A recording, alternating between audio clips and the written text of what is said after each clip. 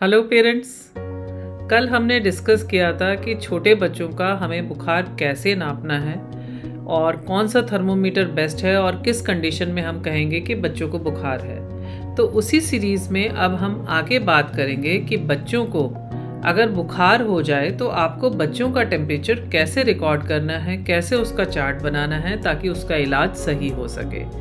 जब भी आप डॉक्टर के पास अपने बच्चे को लेके जाते हैं तो डॉक्टर हमेशा आपसे पूछते हैं कि बच्चे को बुखार है तो वो किस रेंज में है।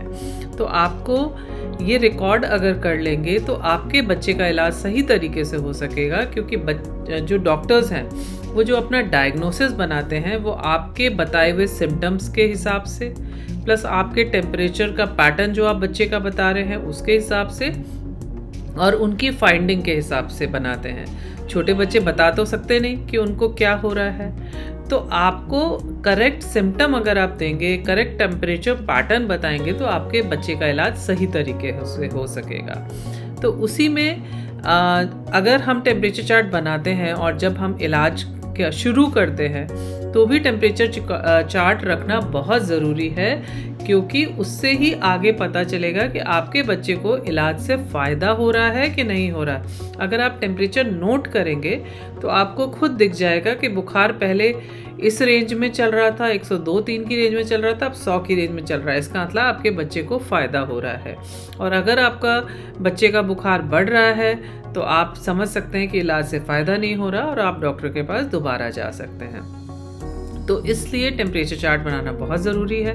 अब कैसे बनाना है? जब भी आपके बच्चे को बुखार लगता है आप नाप लीजिए, डेट, टाइम और टेम्परेचर आप लिख के नोट करेंगे, क्योंकि हम कई बार दिमाग में मल्टीपल रीडिंग्स जब आती हैं तो हम भूल सकते हैं। एक और चीज़ मैं बताना चाहूँगी कि जब भी बुखार शुरू होता है आधा से पौना घंटे में वो पीक पे पहुँच जाता है। तो अगर आपने बुखार के शुरुआत में नापा तो हो सकता है आधा घंटे बाद ज़्यादा हो, तो जब आप को तेज अगर बच्चे को छूने पे लग रहा है तो आप दोबारा टेम्परेचर नोट कर लीजिए। और जब आप लिखेंगे तो आप उनमें से जो हाईएस्ट रीडिंग है वो लिखें तो बेटर है। और फिर जब आपने दवा दे देते हैं और बुखार कम हो जाता है, फिर जब दोबारा आएगा तो आपको उसको नोट करेंगे।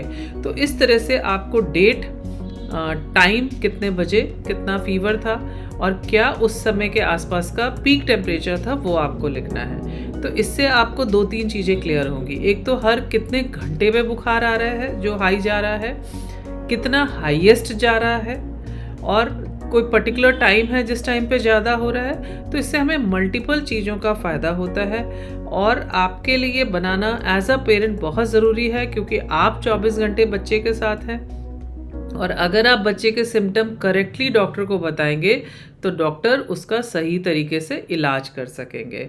ये बहुत ज़रूरी पैरामीटर है, तो इसलिए आपको हमेशा अपने बच्चों का टेम्परेचर चार्ट सही तरीके से बनाइए, जिससे आपके बच्चे का सही इलाज हो सके मिनिमम टेस्टों के साथ।